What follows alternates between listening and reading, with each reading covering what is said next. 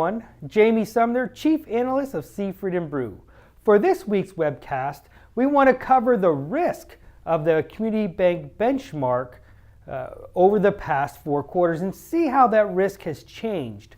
Last week we looked at the performance in terms of returns as well as asset growth, and now we want to flip the page and look at the risk. The overall credit risk index, as you can see, the overall risk index for community banks has increased slightly when we look back 4 quarters. At the beginning of the year, in the first quarter, we were at a risk index of 41.64. We kind of picked a little up, and now we're up to a 42.28. So just a slight bit increase on the overall risk aspect of community banks. So we look at the different components then of this risk index. And the first component is that credit risk area. Some might say this is the biggest area of risk for community banks and banking in general. And we can see here over the past 4 quarters, we grew in this risk area from a 42.19 up to a 44.39. So to put this in perspective, we always mark off the low to moderate risk around the 33 within our index. And the high risk is somewhere around that 75. So we're on the lower end of that moderate, which tends to be where we fall. With inside of your institution, this is where you should be somewhere around here, somewhere below 50 is where we like to see the overall credit risk index. If we float above the 50 and get up to that 60, 70 mark, that's when we need to step back and ask ourselves if we are taking too much risk in that credit area. Moving from the credit risk, we're going to look at the liquidity risk. And over the course of the year, we can see that the liquidity risk picked up ever so slightly from a 41.17 to a 41.77 in the fourth quarter of 2016. And overall, throughout this time period, what we've seen is that we have had this strong loan growth. We had deposit growth, but it hasn't been able to keep up with that loan growth. So we've either pulled from the investment portfolio, which reduces liquidity, or we're going out and getting wholesale borrowings, which in turn also increases the liquidity risk. So overall, we saw this just a little bit of an increase in liquidity risk throughout the past year. Looking at the capital risk, so these would be your capital ratios, we see this trail off just a little bit from a 45.35 to a 44.98. So it's just came down very little throughout this time period. And then lastly, the last component that we will look at today inside this risk index is the earnings at risk. And we measure this earnings at risk by looking at the volatility inside your net interest margin going back 9 quarters. And we start to see this trail just a little bit off. It basically stays the same from a 23.85 to a 23.65. So it just comes down ever so slightly. But this is where we see, on average, within that low level of risk inside of earnings at risk.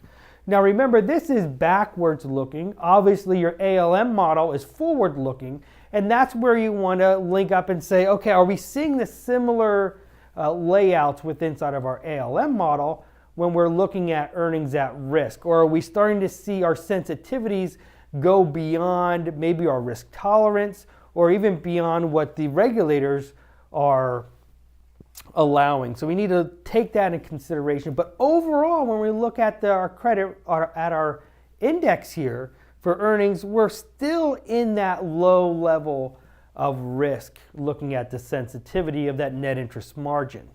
So overall, inside the risk component, we've had a little bit of an uptick in risk in community banks, but not too much. And it's kind of consistent with where we've seen the balance sheet moving throughout the past 4 quarters.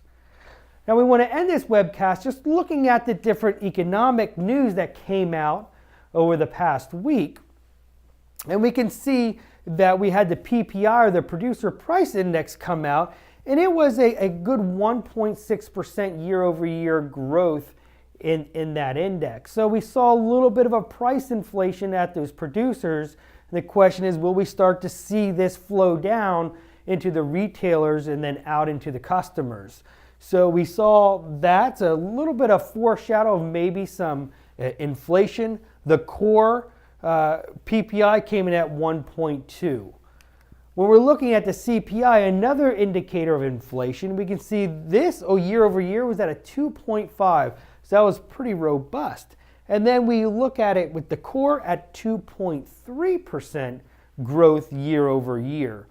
So that's showing a little bit of a bump up in the inflation according to CPI, and we'll see if this flows through the PCE when we get that next release, and which is what the Fed tends to look at when they measure inflation, and they like to have that core at around that 2% mark, which we've been inching toward that, but we're still below.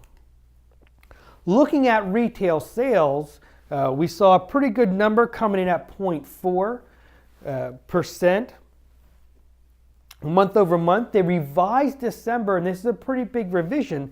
They revised December up to a 1% growth month over month. And that's important because that includes that last month of 2016. So potentially this 1% increase in the retail sales is going to maybe have a positive impact in our GDP when they re-release that in the next release.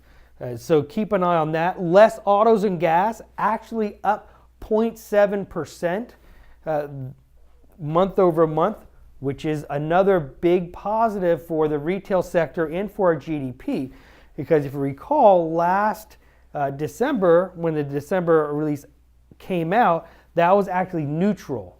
So we've seen some pretty much growth in that, and that's positive. And that was revised as well, but from 0 to just 0.1%. So it was a slight bit of an increase. But this less auto and gas here at 0.7 is a positive for our economy. So these numbers are looking good for a stronger GDP.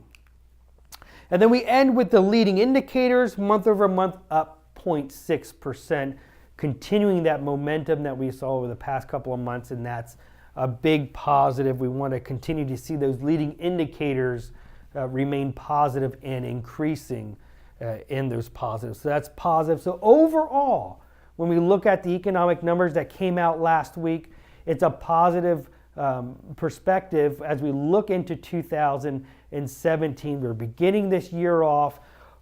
From what we see right now, we're beginning this year on a pretty good footing. So that's a big positive. Hope everyone has a great short week and everyone had a great long weekend. And we look forward to seeing you next week back here at Seafried and Brew. Have a great week, everyone.